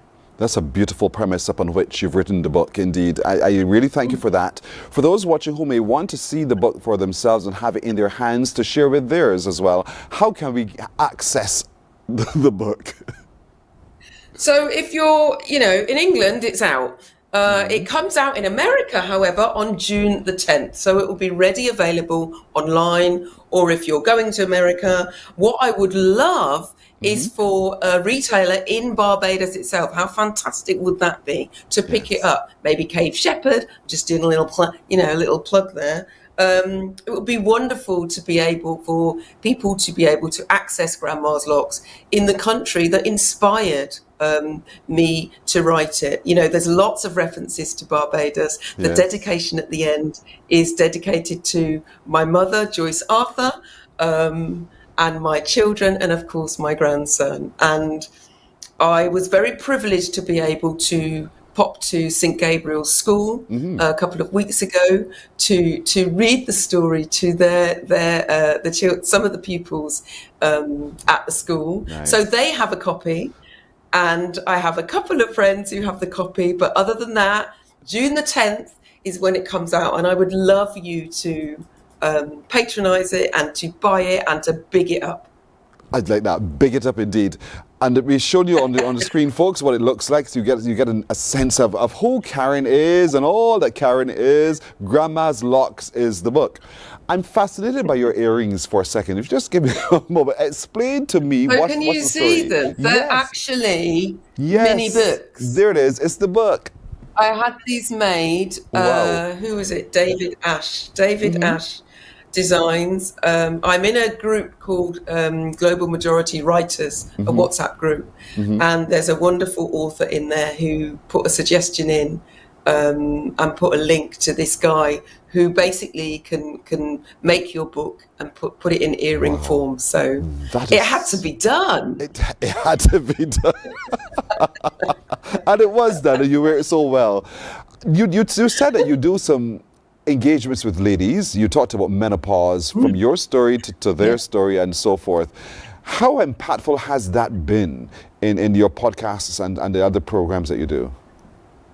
Honestly, I would say me speaking the truth about my menopause experience has turned my life around. It's changed my life. And I will also say that I'm in the process, this is going to sound, you know what, let me own it. I'm in the process of changing many women's lives as well. The podcast Menopause Was Right was born in 2020. We're in the anniversary of 5 years of George Floyd's murder at the hands of a serving police officer, Derek Chauvin. And actually, it was a wake-up call for many of us. We were, a captive audience in a sense. And it was a time of reckoning. And for me, if I'm honest, I'm going to say it put a rocket up me, Yes. It made me step forward even more. I'd already been talking about menopause with my friends. I was gathering them around my kitchen table. We were, sharing remedies and talking about hot flushes and night sweats and brain fog and all that kind of stuff. But I don't know. I wanted to know how people who look like me, Black women who look like me, were coping.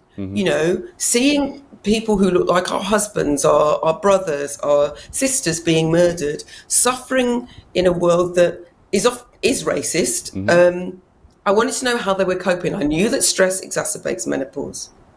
I knew that Black women are in the global north are more likely to start our menopause 8.5 months and up to 2 years earlier than our white counterparts. That's just fact. It's research. It's in the Swan report. I didn't make that up. And I was also aware, certainly when I was talking about menopause, in the menopause space, there were a lot of people who look very sad.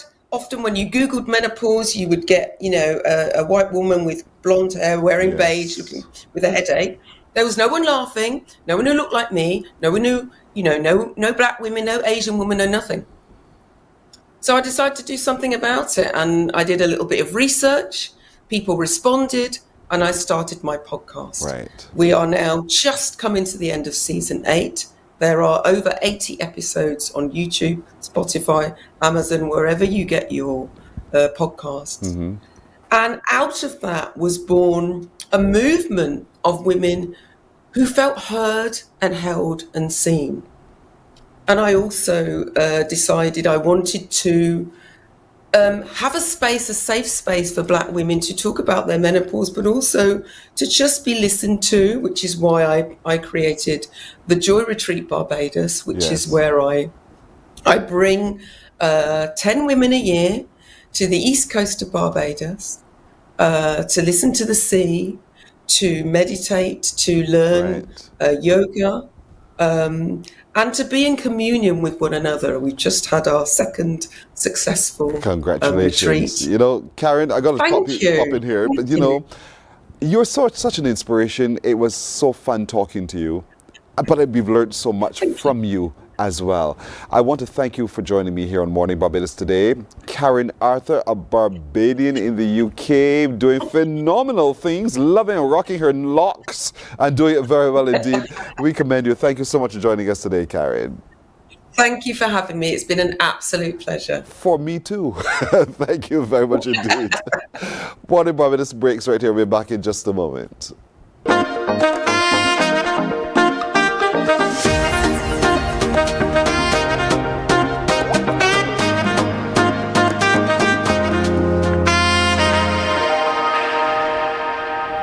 Books open your heart, your mind, and your soul. They are educational, entertaining, inspiring, and motivating. Are you an author of a recent book you want to share? Then Mornin Barbados would love to feature your book in our The Next Chapter segment. Send us an email to morninbarbados@cbc.bb. That's morning without the G. Come and let us turn those pages together.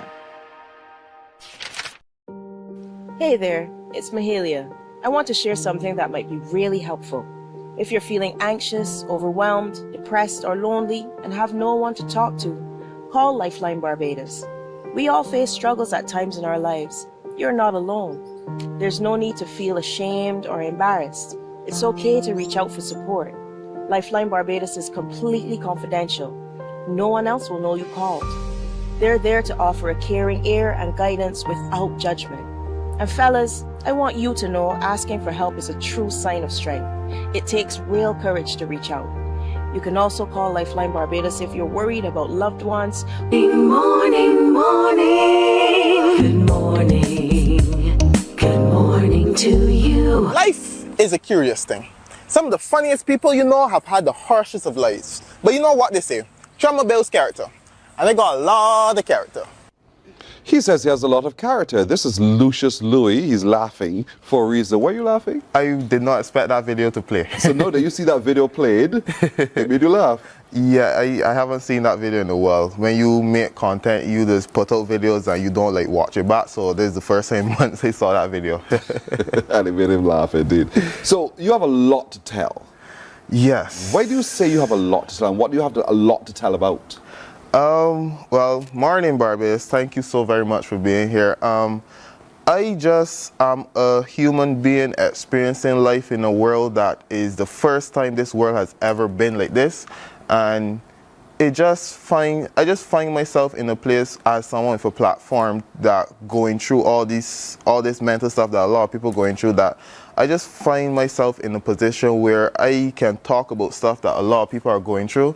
And even though in the moment I feel like I'm the only person going through, whenever I put it out there, so much people just hit me up and say, like, thank you for saying these things. Thank you for having the courage to talk about like mental health and all these things. And it's really, it's I would say inspiring to see how much you can have an impact on people's life, where you get in your head and think like, I'm the only person dealing with this, and you just realize everybody in this world is dealing with their problems, and by talking about yours, you kind of give light to other people who don't got a voice, who are suffering in silence, that they kind of enjoy seeing, not enjoy, but it gives them hope to see that someone else is talking about something that they're going through. How old are you? I am 24 years old. You're 24. And so someone my age, almost 90 years old, would say, but you know, start to live. What you got to worry about? Yeah. So what do you say when people say that to you?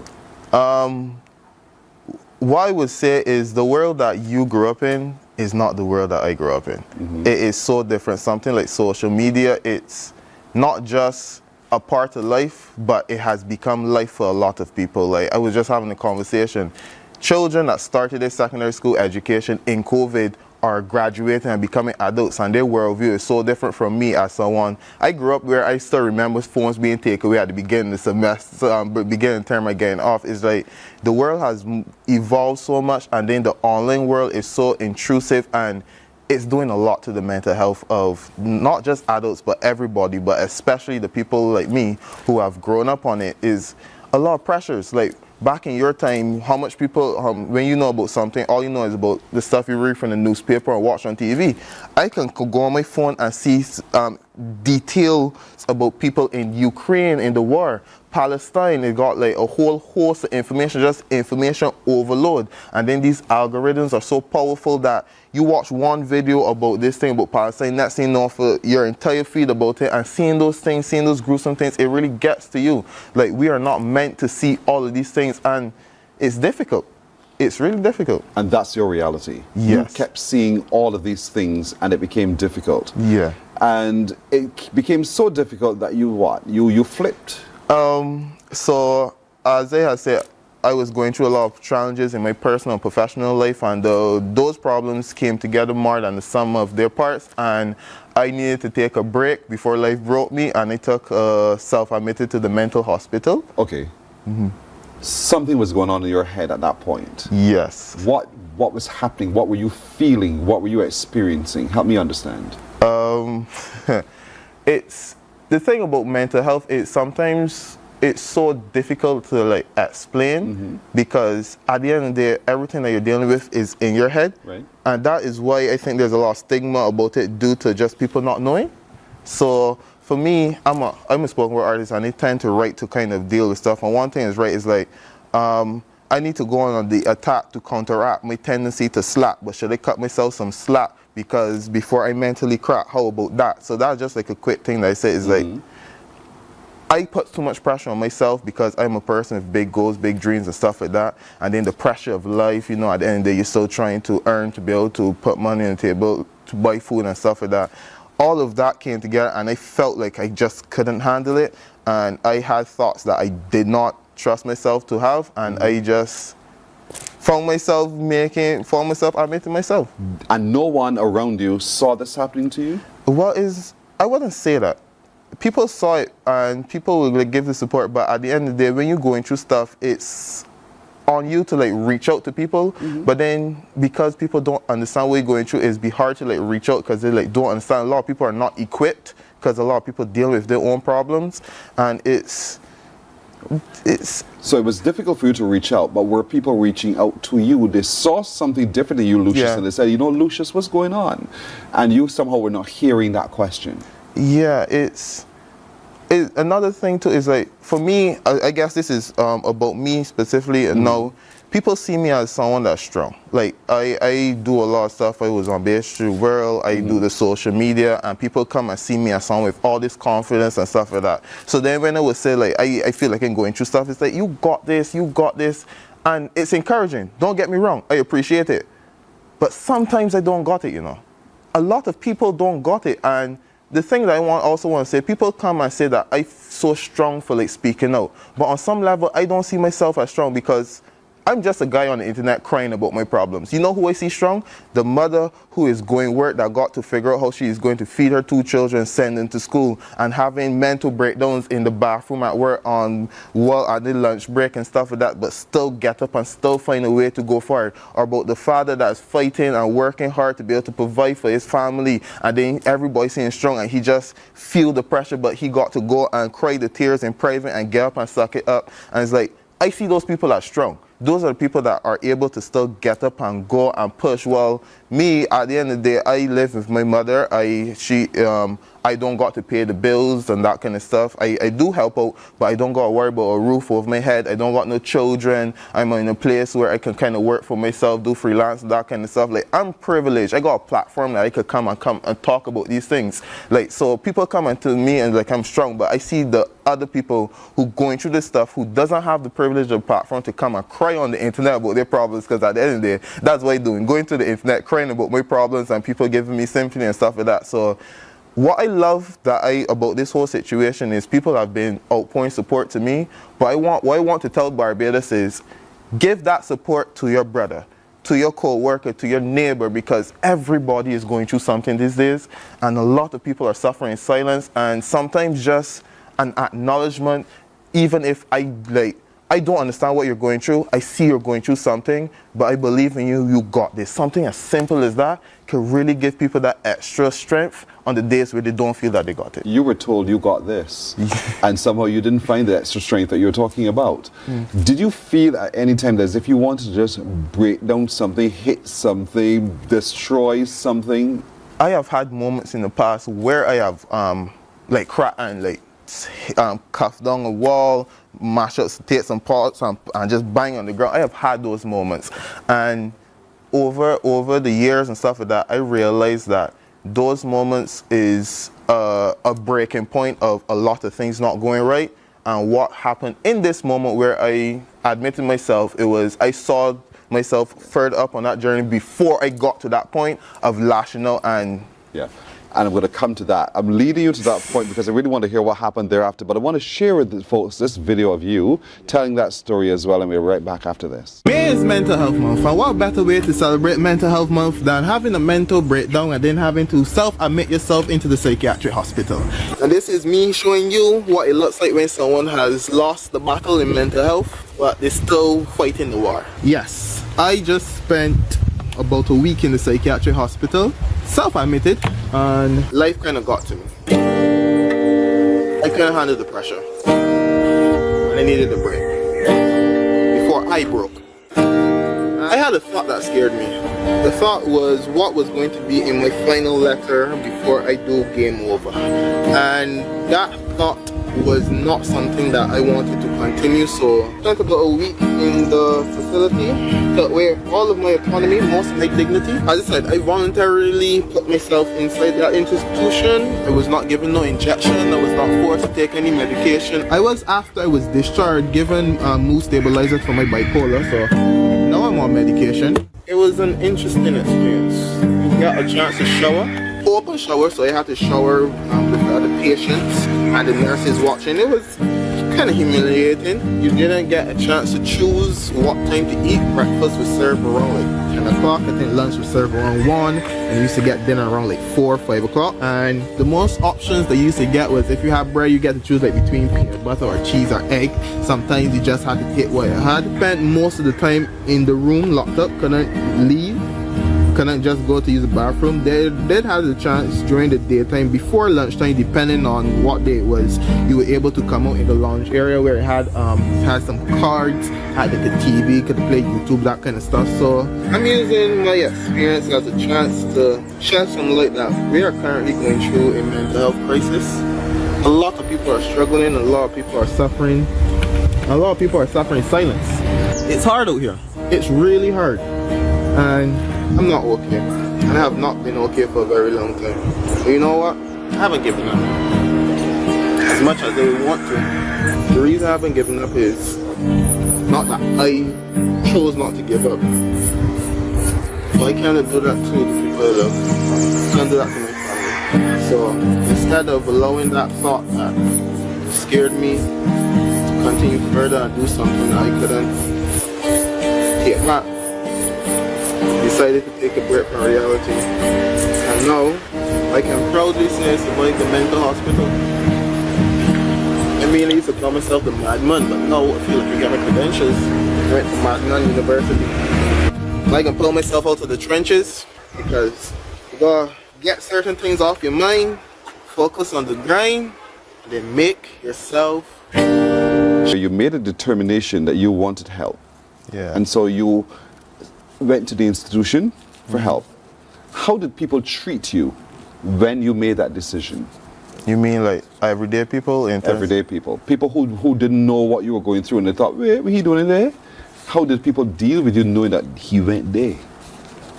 Honestly, it has been, the support from people when they find out is like truly heartfelt, because it's like, I'm happy that you made it out. I don't know what you're going through. And really just genuine, like, I know a lot of people for example, when I went here, my family, when they came and visited me, it's like, don't worry, I didn't really tell nobody, but I knew that from the second I come out, I was going to tell everybody because they realized it had a lot of stigma. And I guess because I was so open about my experience, I haven't personally felt any stigma, like negative thing about going there. A lot of people are just like, you're glad to know that they're glad that you were able to figure out that you needed help and you went through the steps of actually getting it and stuff like that. So the people treating me when they find out is like, keep fighting, keep going, don't give up. And it's really been heartwarming. This is a bold move.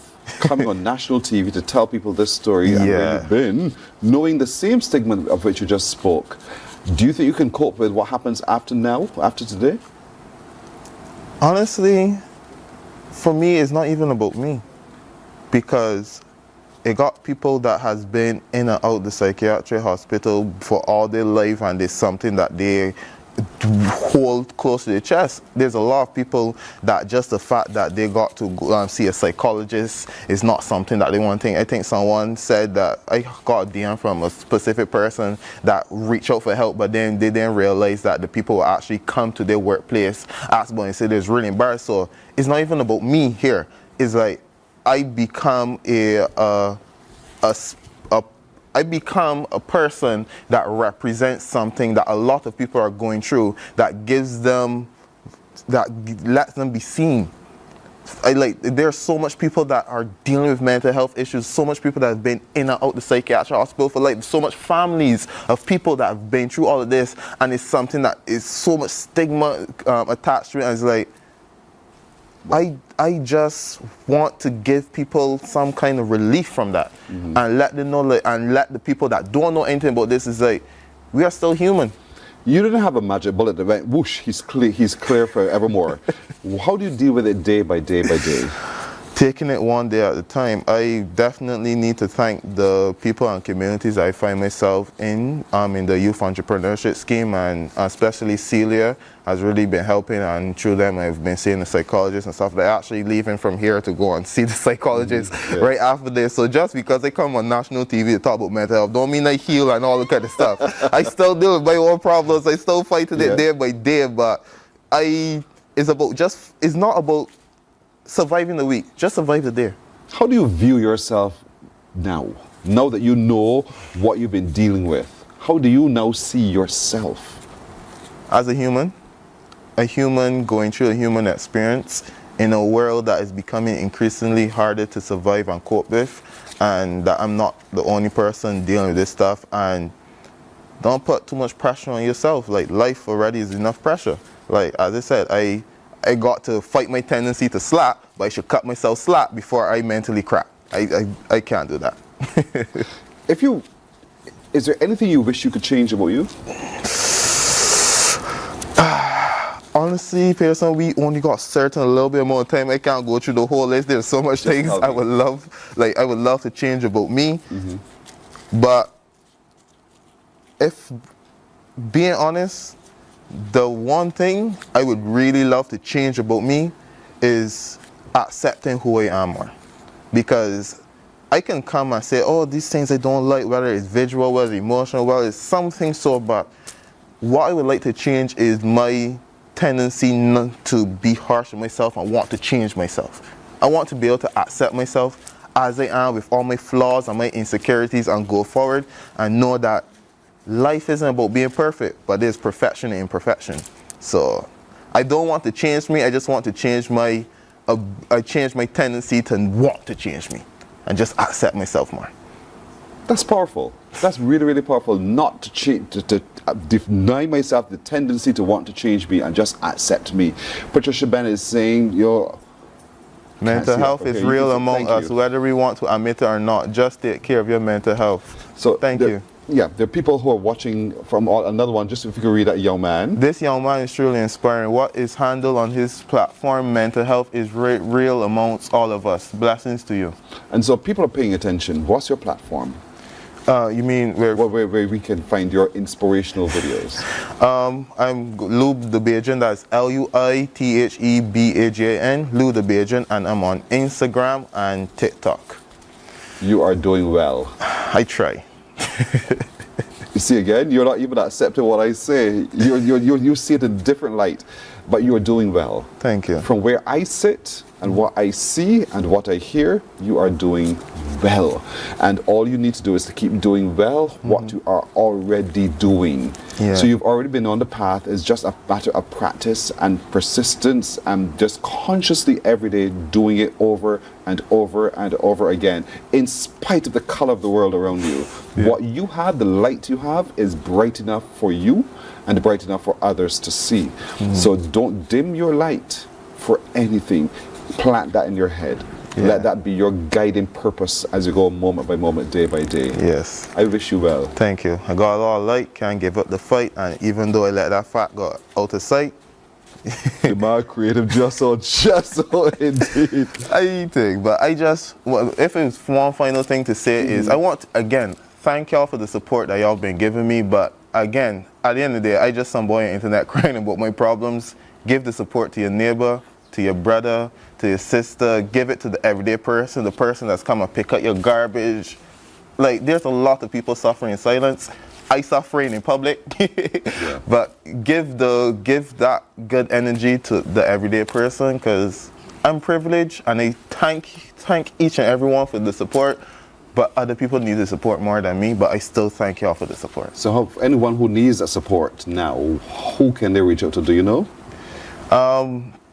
Well, the psychiatric hospital, you can actually go in and get assessment and be able to talk to like a psychologist and stuff like that without actually being a patient and stuff like that. And there are a lot of different initiatives. I think you got one, the Let's Talk About It, and there's a lot of people really like talking about this. Who can help. It can help. Yeah, So it's changing. It's changing, but yeah. He's the one man on the internet crying about his problems. We hear his cry. We want to help him mop up his tears indeed, but well done, Lucius Louis. Thank Wish you all the very best going forward. You so Stay positive. I'm trying. Good man. Morning, morning, morning. Good morning. Good morning to you. The Ministry of Youth Sports and Community Empowerment's Bridges television series is back. Join us every Wednesday at 8 p.m. with a repeat on Saturdays at 5:30 p.m. on CBC TV 8. Don't you miss it. God will not give you a job. God will not call you to do something and then not give you the capacity to have it, to make it happen. He will give you the resources, he'll give you the people. Not only will he equip you with ideas, but he will equip you with favor, as he did Nehemiah. Turn on the latest episode of Infinite Possibilities, only on CBC TV 8, every Sunday at 1:30 p.m., sponsored by Covenant Life Teaching Center. Welcome to Nature's Discount, the ultimate health food store. Morning, morning, morning. Good morning. Good morning to you. Well, we've had a good day. I hope you had as well. We want to wish all of you a terrific, wonderful Wednesday. And my little crew joins me in saying to all of you, come back, join us tomorrow. Until then, take care and bye-bye. Wake up, wake up, wake up, wake up. Barbados, get up. Good morning. Good morning, Barbados. Good morning. Good morning to you. Good morning, morning, morning, morning. Good morning to you. Good morning, morning, Barbados. Good morning.